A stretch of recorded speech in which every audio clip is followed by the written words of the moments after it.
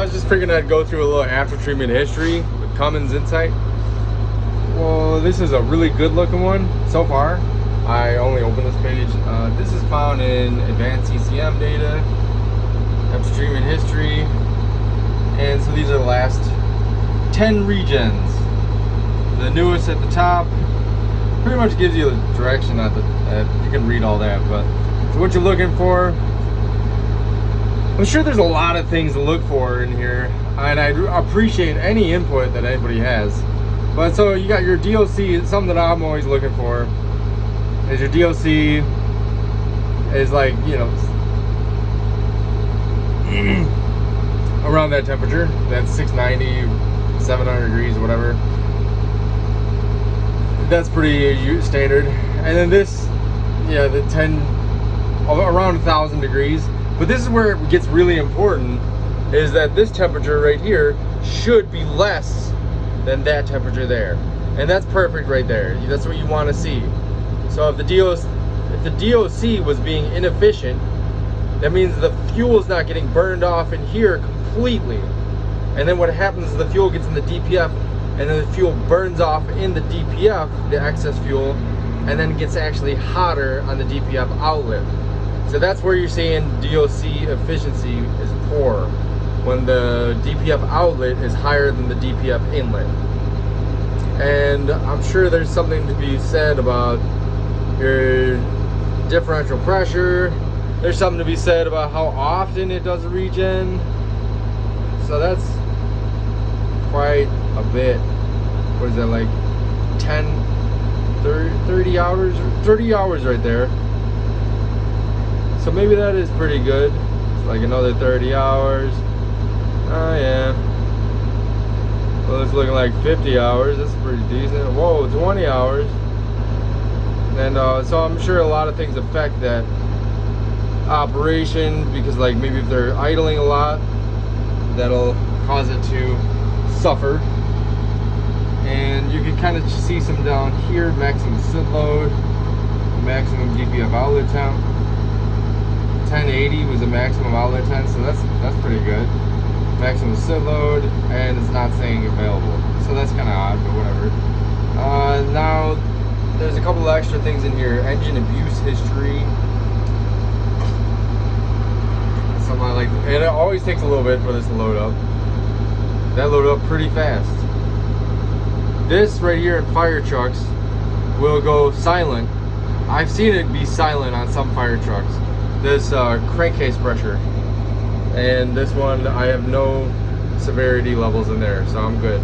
But I've seen where it was at the most severe level, greater than 25 inches of water, and it was racking up hours in here, but it had no fault code, and it was spewing oil out all over the place. So I was like, yeah, let's change that. Let's change your crankcase breather filter. And yeah, it was pretty nasty, and there was gunk in the lines. I blew out the lines with compressed air to get rid of that gunk, sludge and stuff in there. So what causes this sludge buildup? I mean, I'm just throwing out a hypothesis here that it would be caused by like water condensation.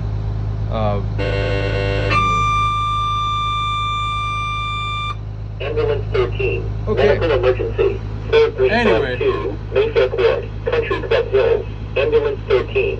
Medical emergency. 4352. Mayfair Court. These oil pressure codes are usually set from when oil change, starting it up with dry filters or whatever. It's not really that big of a deal. Yeah, I guess that's a fire truck, so of course it's gonna get hot. Other things to look in here. Oh yeah, that's classic. I already went over that 286, 285 fault codes and another post on DTNA Master Tech on YouTube telling you what causes these. This is all your multiplexing and your parameters. I'm going to turn this off. ECM data. So your parameters, features and parameters, that's where your 285 and 286 fault codes are going to come from, because your Cummins ECM is not set up properly for J1939 multiplexing. So if it doesn't see the ICU, it's gonna start freaking out because, and usually the ICU source address is 23. So if your source address has been changed on features and parameters from 23 to anything else, your Cummins computer is not gonna see the ICU. Even though they're connected on J1939, it's just not programmed to look for source address 32. And so it's gonna be like, where's my fuel tank gauge? And there are some other options that are on the ICU, and you'll find that here in the features and parameters right here. Click that. Took a while to load up. J1939 multiplexing, and you'll see in here lots of stuff in here. And let's go ahead and just expand all. View, expand all. A little bit of a headache, but that's fine. I like headaches. I live with one all the time. No, it's not. I don't have a headache. I do have a headache. I have a headache right now. Usually I don't, so that's kind of strange. So we're looking at J1939 controls. No, you're not looking at J1939 controls. Oh yeah. Where was I just pointing at? Oh, I see it. No, am I seeing it? There we go. Hey, DEF level and temp sensor, 163. So that means your DEF header is multiplexed. So yeah, I am in the right little area here. There's a lot of stuff in here. So I want to get to the top of the name of the thing that I'm in, but I can't seem to find the name of the thing that I'm in. That's not it. Say what? J1939 multiplexing, fan control, fan logic, J1939 controls, PTO, PTO set speeds. Oh my god, see J1939 multiplexing, and that's where you see your fluid level sensor. It's got a body controller that senses that. Fuel level sensor. That seems to be the only thing that's multiplexed on this thing. So if I were to change that fuel level sensor to source address 23, like it would be like on a Freightliner, it would all not be happy. On a new Cascadia, it's the single SAM that reports that, so that's going to be on the, I don't know, it probably is going to be 33 body controller. Yeah, but M2 will be the ICU, source address 23. Some of these FCCC trucks, their cruise control on off, those could be set to 23. Those could be set to the actual, this could be disabled. So when it's disabled, it's more than likely that cruise control on off switch is actually used by the engine. It's hardwired. So you probably come over to some sort of parameter for the cruise control and find, you're probably not going to find it a hardwired option in here, but sometimes you will find switch setup.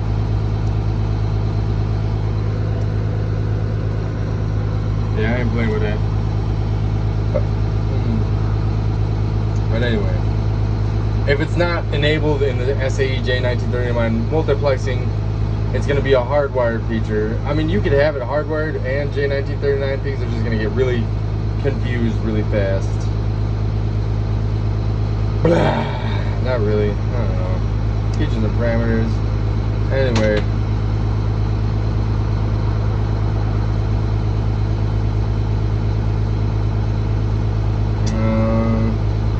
So I wouldn't be surprised if during the regen you find that like the DPF inlet temperature sensor was actually colder than the DPF outlet temperature sensor at some point in time. That is not what matters. What matters is like the hottest that it gets throughout the regen. That's what the ECM records, so don't panic. Everything was going to be alright. Alright today. And work order images. every time you connect, make a work order image. If you decided that you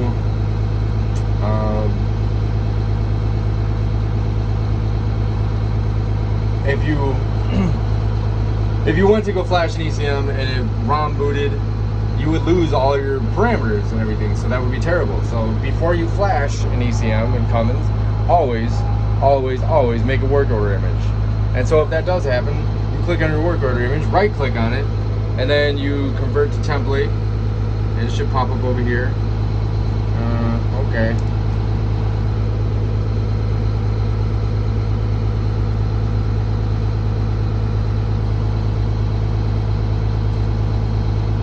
Loading. There it is. So in case you did lose your boot, you can convert a template and then send it to the ECM while you're not doing any diagnostic tests like a regen or something. And then you would have all your parameters, all the gear ratios, everything back in order. So you wouldn't have to worry about 3 hours of looking at a VEPS report from Freightliner. Or if you have an international, you're just SOL. So I'm not sure what other manufacturers do, but I know Freightliner, we can get a VEPS report, and everything's not worded like for like all the time. So that's why it takes me like 2 or 3 hours to just kind of figure that out, and I get really frustrated. I print it all out, I cross my eyes, and I get upset, and I tell the customer that it's going to take 3 hours to do, because it does. It's a really bad headache. It sucks. If you don't have a work order image, you're screwed. Now you can take like a sister truck, and that's fun, because in here you have your engine serial number.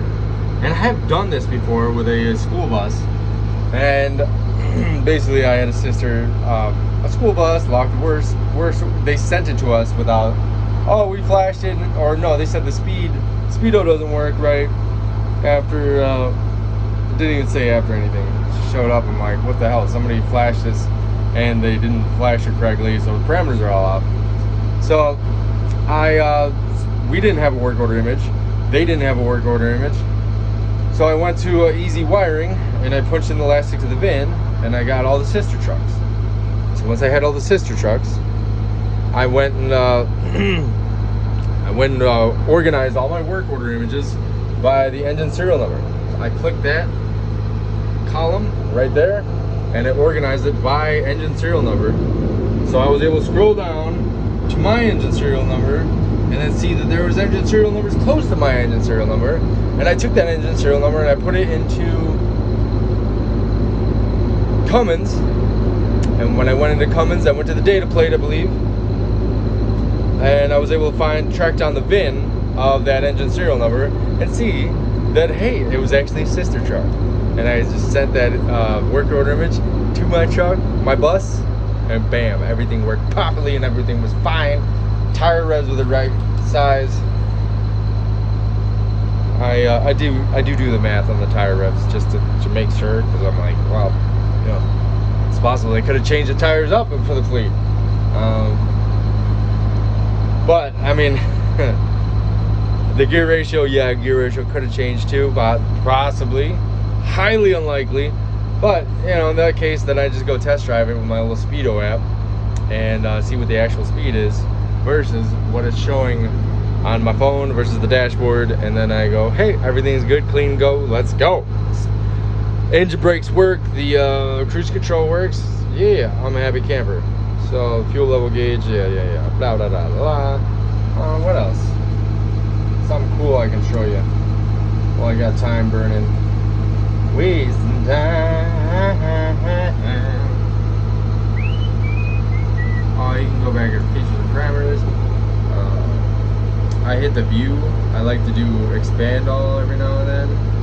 Whenever you print stuff, it's gonna expand it all already, and that is somewhat of an interesting feature too. I should point out is the fact that before you print, you can actually change the width of these rows, and it's gonna change that on your printout. So when you are doing features and parameters to compare from a VEPS report, sometimes that helps out quite a bit, because you don't want to go and look all the way across. You can drag this over, get over, and then boom, and oh boom. And now everything is right next to each other instead of being like cross-eyed trying to look at this. And now it's like real close. So that way you're not fighting that whole white section of trying to, then you're taking a piece of paper out. I mean, yeah, I still do take a piece of paper out to just kind of have these, like, make sure I'm looking at the right row. Yeah, it makes it a lot easier to look at. And sometimes I don't even have to print it out that way. I just go ahead and now I can go ahead and file print. And you can see what's the print to PDF. Okay, I'm gonna send it to Kyle. It's a desktop. Yeah, Kyle. Oh man, Cummins.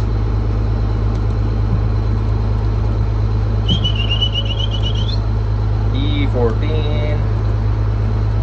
Let's just save it, baby. I remember why. I lost my mind. Yeah, I was looking at a log file, or I mean, fault code, freeze frame data on a fault code, and I saw the crankcase pressure, and I was like, you know, let me just make sure. Maybe crankcase pressure is all jacked up. So anyway, there it is, and so you see how like close it is there. Normally, it's all the way over there. Very annoying. And now you can do that. Yeah. Oh yeah, baby. Close that up. And that is something else I like to point out too. I might as well. Let's point it. Let's point at things. I like to be pointing. You can call me the point guy. Data monologuer.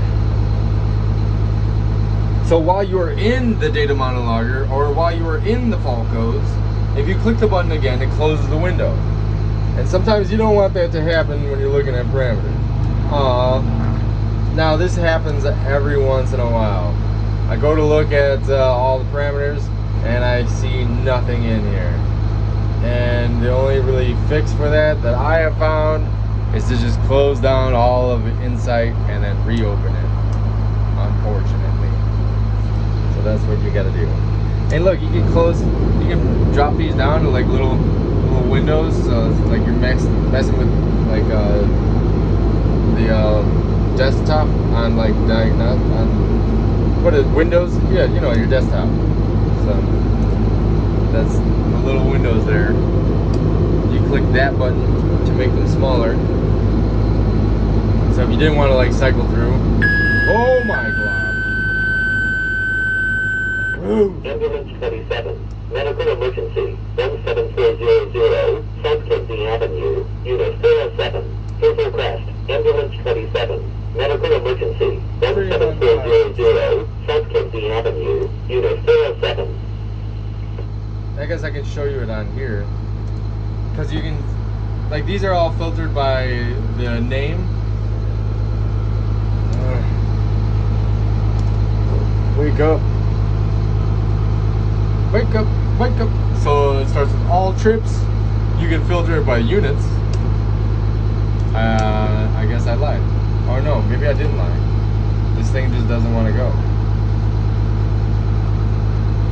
Wake up, wake up, wake up. Ambulance 27 around.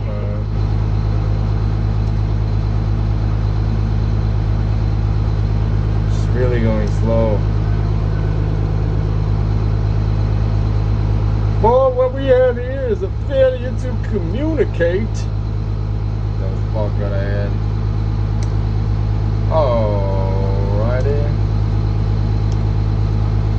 Look at this is how you can tell it's frozen. Usually you move box to box and it like has a black box that highlights around it. So I think We might be donezo in the end zone. What's going on here?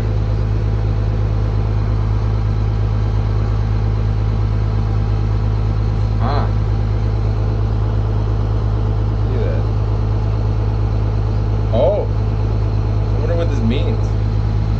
Nobody knows what it means, but it's provocative. It gets the people going. I'll go ahead and log in. Let's try to get something a little else.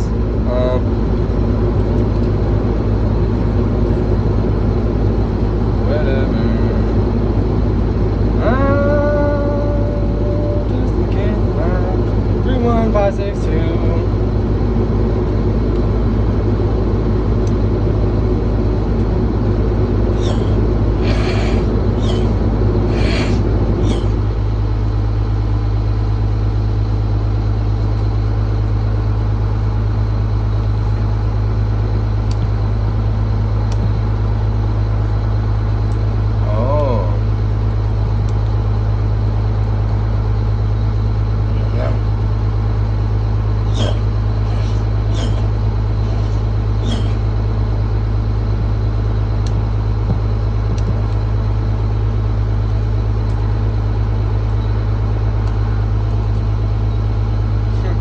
I remember when GTA Portal came out.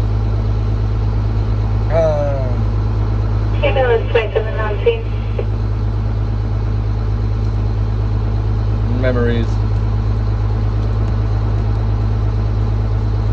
I remember when the Access Freightliner disappeared.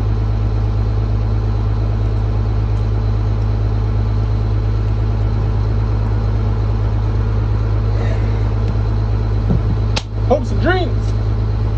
Yeah, baby. Hopes and dreams.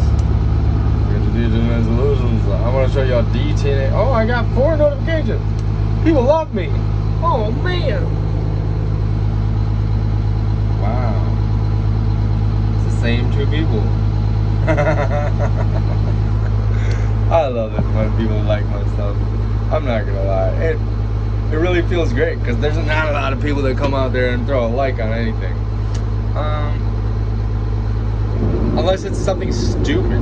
You're like, damn, I'm sharing golden information. Y'all worthless pieces. Y'all don't even like this. I'm sharing the information that's made me gold. And y'all ain't even like interested. And anyway. Cummins CAN bus diagnostics. Oh yeah. This is a really good post on DTNA Solutions. So I'll head over to their site.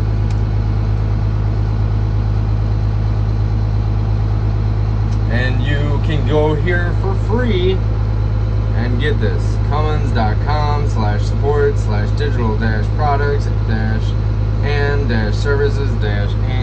support/inline-support. Got it? Yeah. Okay. I think, what did I choose? Master. Which one did you download? Very cool. I see from the side there is inline 6 and 7. Which one works? I'm not sure. And 7 driver. Wow.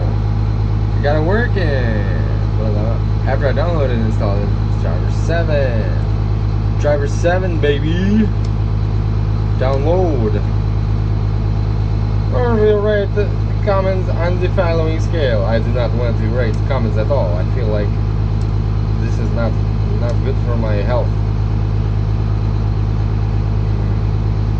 I think I have to run this as administrator. After I download it, I never run the program.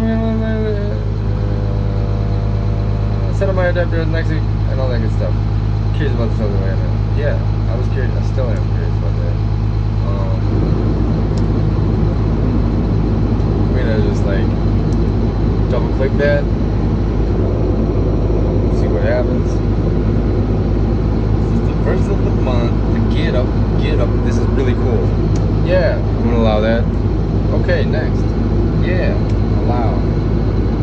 Okay. Next, I agree. Oh, what? We downloading, baby. We got to upload and we gonna download. Just checking everything. Looks fine. We got a water temperature. What is that? It's like a 30-degree difference. So that's 15 degrees. 15 plus 7 is 85. Oh, it's getting hot. Oh, at 185, 190. Oh, we going there, dear. And then we got our oil pressure. Looks pretty good there. Floating around 35. Cummins was always really low, especially compared to Caterpillar. I was like working at Wisconsin Kenworth when I got my first Cummins and I started it up. Whoa. Aww. I can't do that. I guess I'll do that later then. Fine. Calling me a liar. I don't need to look at this really. Oh yeah, this is your total hours, oh, this, oh, it finally unfroze. Look, oh, I froze it up again. It's froze again. Is anyone's gonna unfreeze? Oh man, she's going all over the place. There we go, unfroze. We are unfrozen. Let's go over to units. I just clicked it one time. So let's get to the point.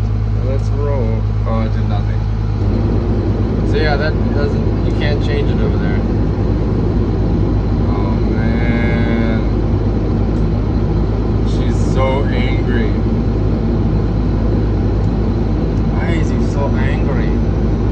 Girl, okay, this CAN bus diagnosis is really awesome because, let me show you something. Let me show you something.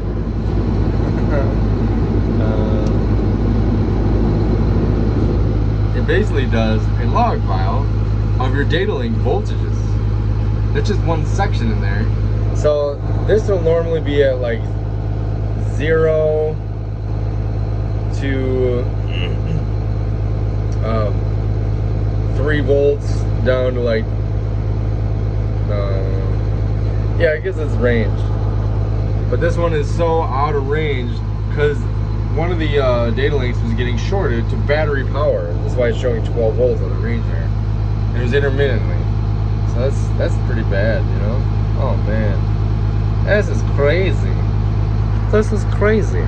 But it also has your components, like your source address list. Gives a little description of each source address.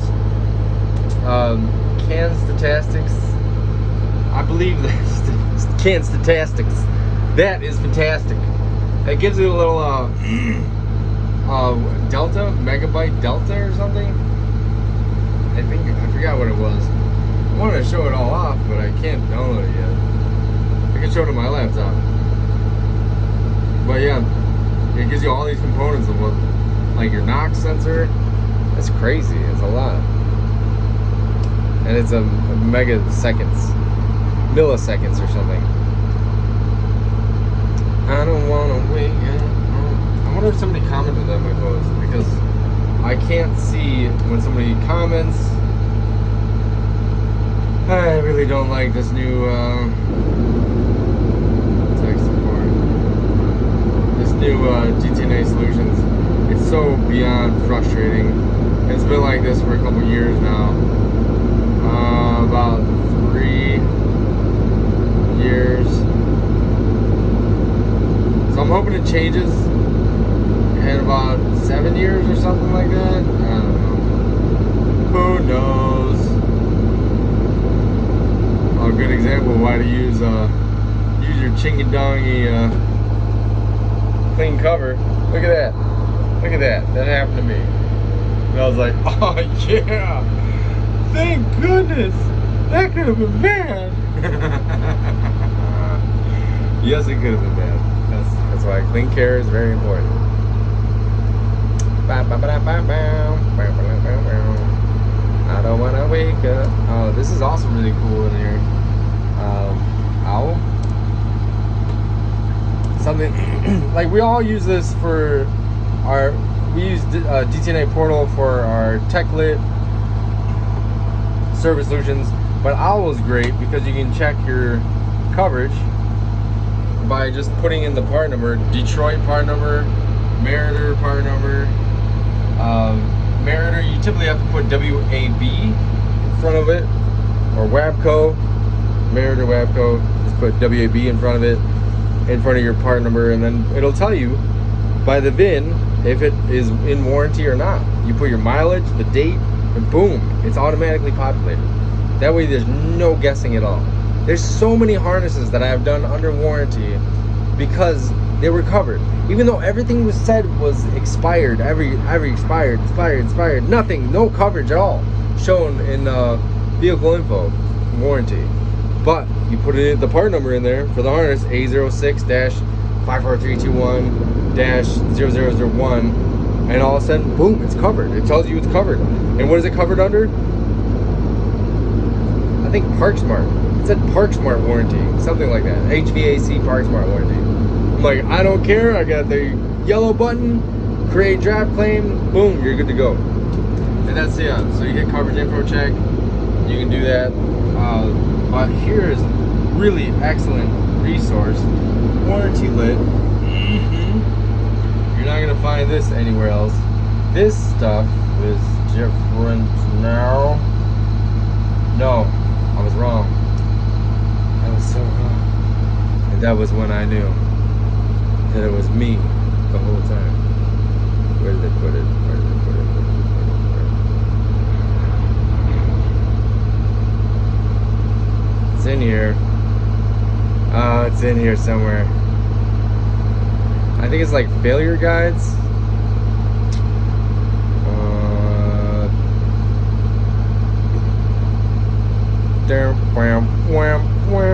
Oh, major components is pretty good. So you click on major components here, and then you click on electronic component inquiry, and you can see what your dang where's my serial number? Let's do a Cascadia, a P3 Cascadia.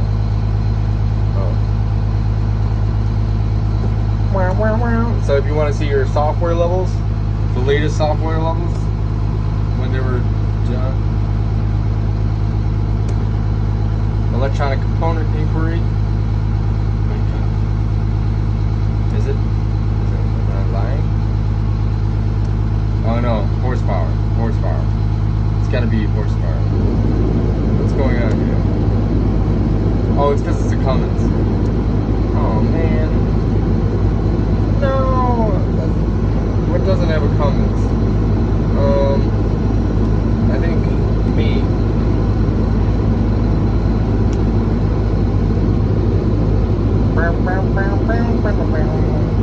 There we go. ECM torque. I believe that's what it was. Or maybe it was electronic component history. So your powertrain ECMs, it'll tell you your last software updates. So CPC, MCM. I don't know why it says MCM twice. Probably because it has never been updated. That's brand new. 11/23 of 18. Yeah, 11/23 of 18. So let's do my X.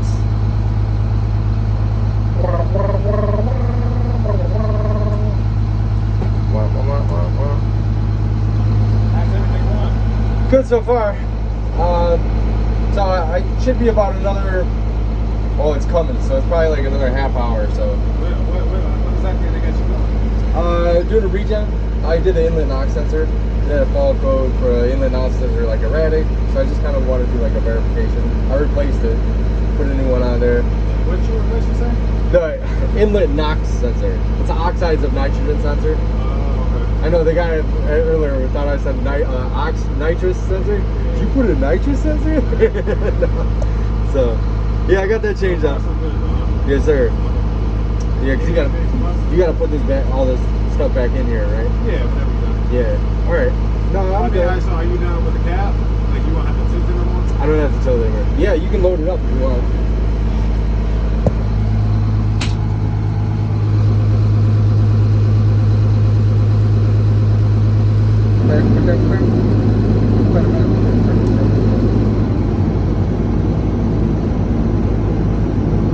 Oh yeah, look at all these updates.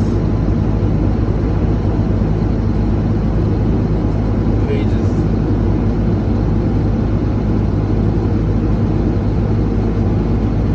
So 2020 was when it was brand new. That's your BEFS report.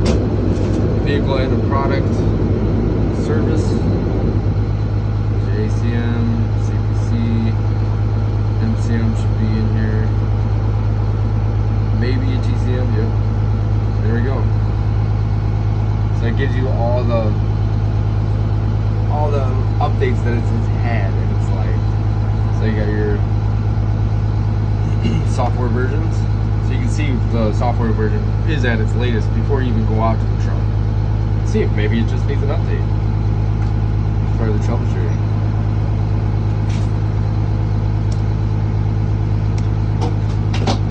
That was for curious.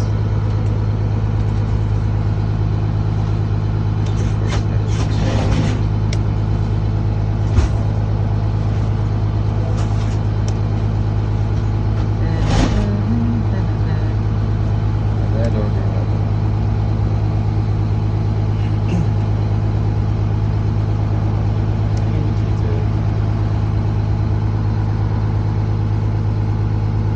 All right.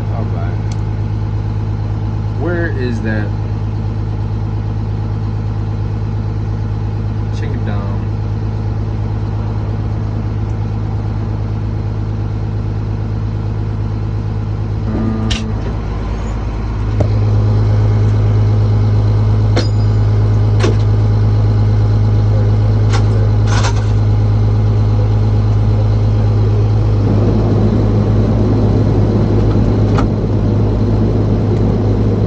Are you strictly like just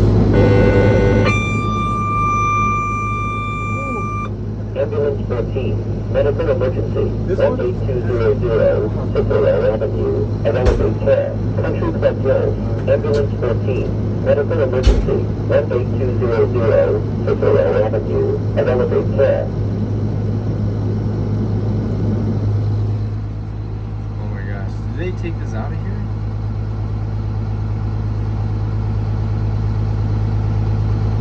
Did they take this out of here?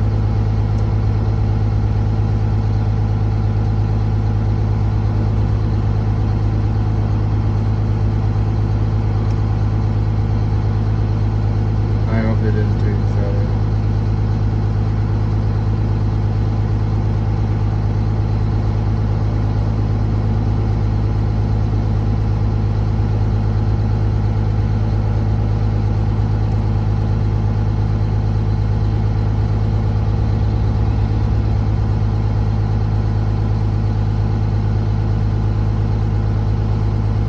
Failure guides.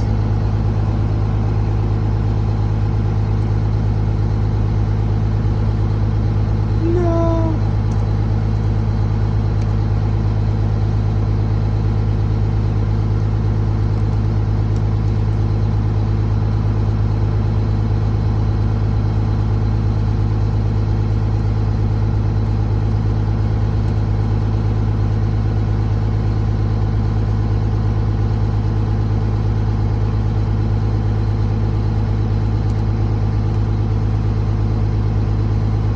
Ambulance 14 around.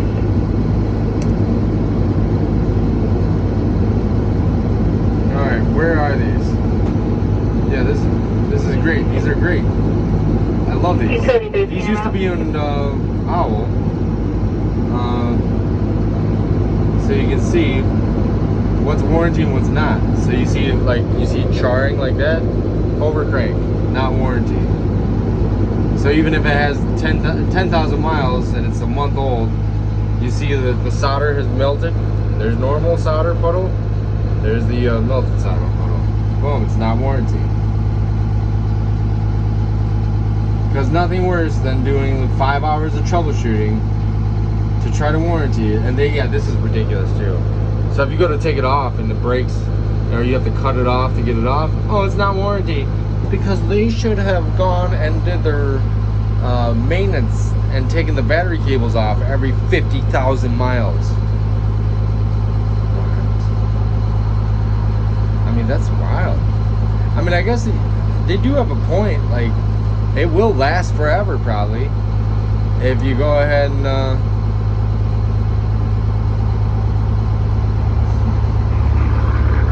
go ahead. Other warranty documents. Warranty lit. ENUS. Other warranty documents.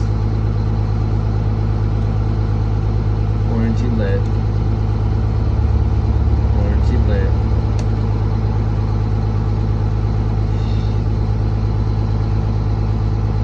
It should be in here. How come there's nothing in here? Oh. Ow. Oh man. Why did they do this? Oh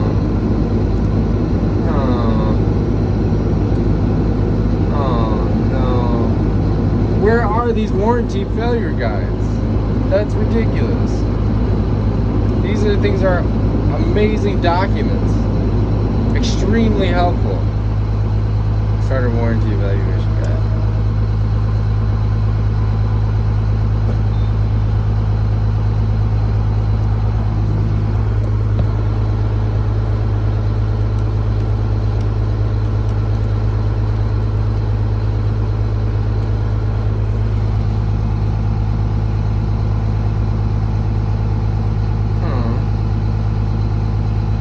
Look at that. There's one for the ICU3. That's a new one. No, it's not new. 2007. It's pretty darn old.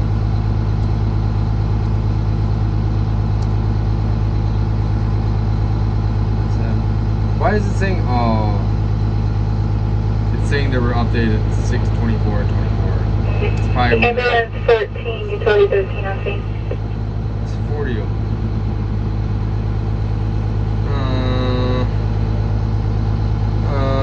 There's not 40 of them. So bogus. Wait.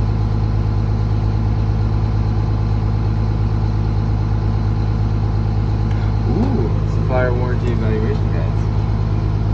Hey, I did something.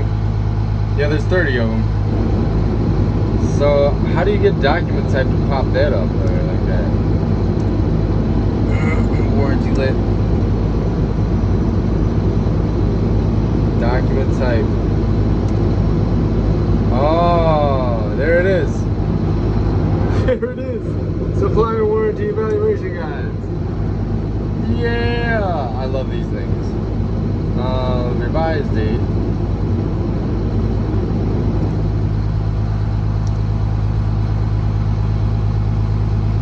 So it looks like it shows the newest at the top. So they ain't nothing new since I've been here. There's a really good one. Joust fifth wheel. You call tech support, you go on their website, look everywhere, there's nothing about like, hey, how come it won't release? And then here's like binding, sticking, fifth wheel will not couple, lock will not latch. How come it won't couple or latch? And like here's like a bunch of different failures and causes that explains like what's warranty, what's not. So you can be on the phone, you're looking all over Joust's website, you're looking all over TechLit's website for troubleshooting. How do you figure out what's wrong with this? And then you call Joust, and then they say go look for this bent arm on the fifth wheel and look and make sure it's not bent. What are you talking about? And this is what they're talking about. Look at this clear picture, like awesome. It's really great. This is a very useful resource. So then you look and you see the bent arm, and it's bent up, like this area is like a little bit bent right here, and boom. Hey, it's not warranty. We figured out what caused it, the driver error. Somebody backed into the thing while it was open, and it caused it to bend. So it's not warranty, but here we spent only like an hour on it because the tech really knew what the heck he was talking about, knew his resources really well. Like, if you won't uncouple really easy, will not uncouple. Like complaint syndrome. Top plate cracked. Why is it cracked? Well, it shouldn't be cracked because somebody damaged it. You know, there's the witness mark.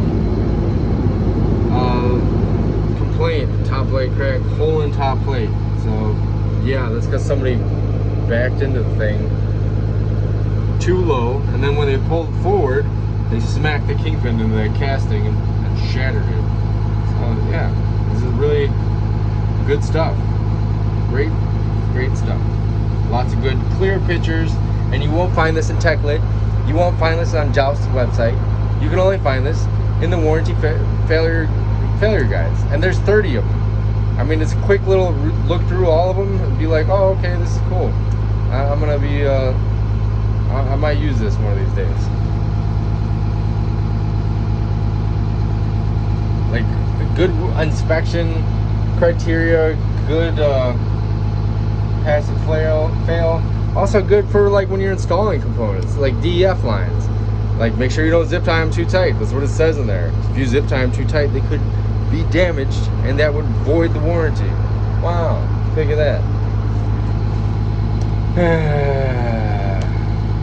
And of course, I have gone berserko, and I've read all Freightliner bulletins.